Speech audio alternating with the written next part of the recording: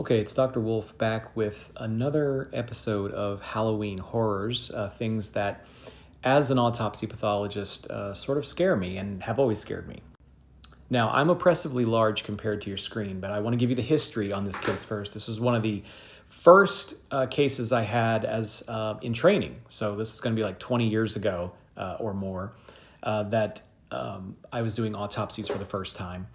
And the history, it just scared me because it was so sudden. The guy was older gentleman. I think he was older than 60. And he was sitting at his computer in his house, and his wife was nearby, and he was typing, and then he just turned off like a light and fell into the computer. He was dead right there in the house. They could not be revived. And the suddenness of that is what disturbs me because there was seemingly no warning. Now I'm going to show you what the diagnosis is. So you better scroll away if you don't want to see it. Okay, so I'm going to move out of the way down here and show you that up here, this is lung tissue, and it's the center part of the lung that's closest to the heart. That's called the hilum, okay? And what we can see here is the pulmonary artery, and you can see the bronchus, so that's the airway where you take in the air. But what is this big blackish red thing? Yes, that's a clot. This is a pulmonary embolism or pulmonary thromboembolism.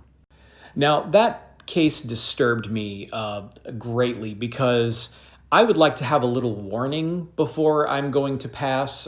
This guy, did he have symptoms and not mention it? Perhaps. These cases tend to be chest pain, a little bit of chest pain, shortness of breath usually, rapid breathing or tachypnea. And usually there is a history that we learn, which is helpful. So common reasons why this happens would be somebody who's been on a long flight and not gotten up during that flight, or a long drive and not moved.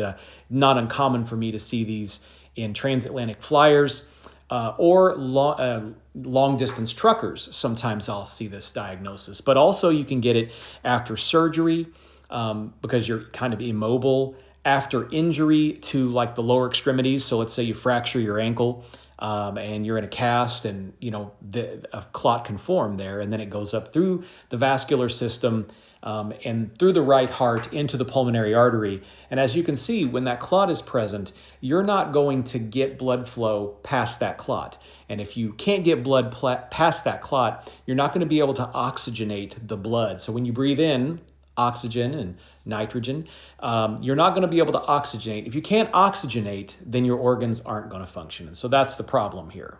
Now, of course, there are other risk factors as well. For instance, having cancer can cause hypercoagulability of the blood, which means the blood clots more rapidly and more readily. You can have oral contraceptives is sometimes in the history. Smoking for sure.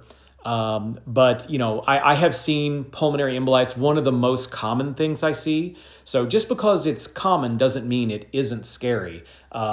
It's just usually when I see these cases, we have a relevant history, somebody who's driven from Phoenix to Philadelphia, basically without stopping. Sometimes it's a lot shorter of a drive though. Like I said, long haul truckers, but also people who just were on vacation and wanted to get home quickly. Sometimes they will not stop, and then they get up and go in the house and then collapse.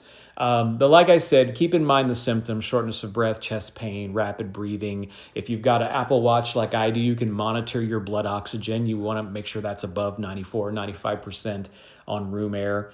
And I could talk about this for ages. Obviously, I've went 4 minutes. Most people have probably scrolled past. But this is a common diagnosis at autopsy, and it can be prevented if you understand the risk factors. But sometimes we don't have the full symptomatology, and we have kind of a sudden collapse, and we find this.